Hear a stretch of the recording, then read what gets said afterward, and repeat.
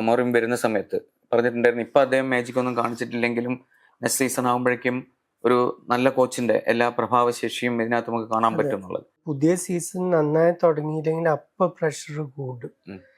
അത് റൂബിൻ ആമറും എന്നല്ല, ആര് മാഞ്ചസ്റ്റർ യുണൈറ്റഡിന്റെ കോച്ചായാലും അങ്ങനത്തെ ഒരു ജോലിയാണ്. എല്ലാ 24 മണിക്കൂറും ആൾക്കാർ നിങ്ങളെ നോക്കണ ഒരു ജോലിയാണ്.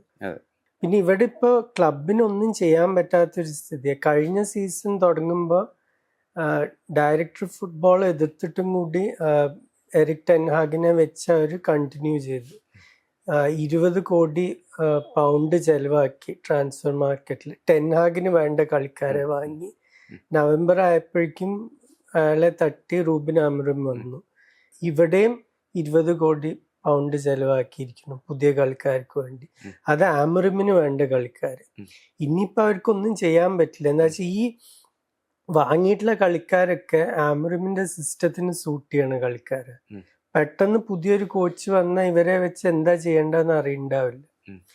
ഏറ്റവും വലിയൊരു പ്രശ്നം, ഇയാൾക്ക് വലിയ പേരുള്ള ഒരു കോച്ചായിരുന്നു പോർച്ചുഗലിലുള്ളപ്പോൾ. കുറെ ക്ലബുകൾ നോക്കിയതാണ്, ലിവർപൂൾ, ബാഴ്സലോണ അടക്കം കുറെ ക്ലബുകൾ നോക്കിയതാണ്. ഇവർക്കൊക്കെ കണ്ടൊരു റെഡ് ഫ്ലാഗ് എന്താ വെച്ചാൽ ഇയാൾ വേറെ സിസ്റ്റം ഒന്നും കളിക്കില്ല, തനിക്ക് പറ്റിയ ഒരു 3-5-2 മാറില്ല എന്നുള്ള വളരെ ഇൻഫ്ലെക്സിബിൾ ആയിട്ടുള്ള ഒരു കോച്ചാണ്.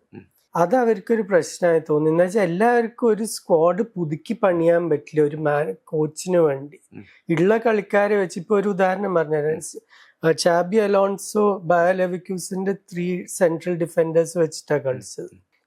മെഡ്രിഡിലേക്ക് വന്നപ്പോ അത് മാറ്റി. ഇപ്പൊ പല കളിയിലും പല ഫോർമേഷനും, ഇപ്പൊ ഓരോ ഒപ്പോണന്റ് അനുസരിച്ച് അല്ലെങ്കിൽ സാഹചര്യം ഏത് കളിക്കാരുണ്ടെന്നനുസരിച്ച് അലോൺസോ ഫോർമേഷൻ മാറ്റിക്കൊണ്ടിരിക്കും. പക്ഷെ അധികം 4 at the back ആണ്, 3 അല്ല.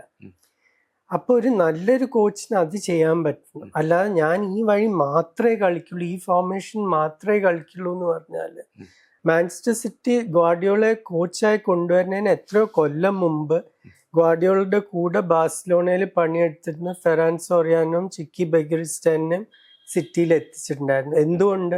ഇവരുടെ എല്ലാവരുടെയും ആശയം ഒന്നായിരിക്കും, അതുകൊണ്ട് നമുക്ക് ഒരേ പാതയിൽ മുന്നോട്ട് പോകാൻ പറ്റും.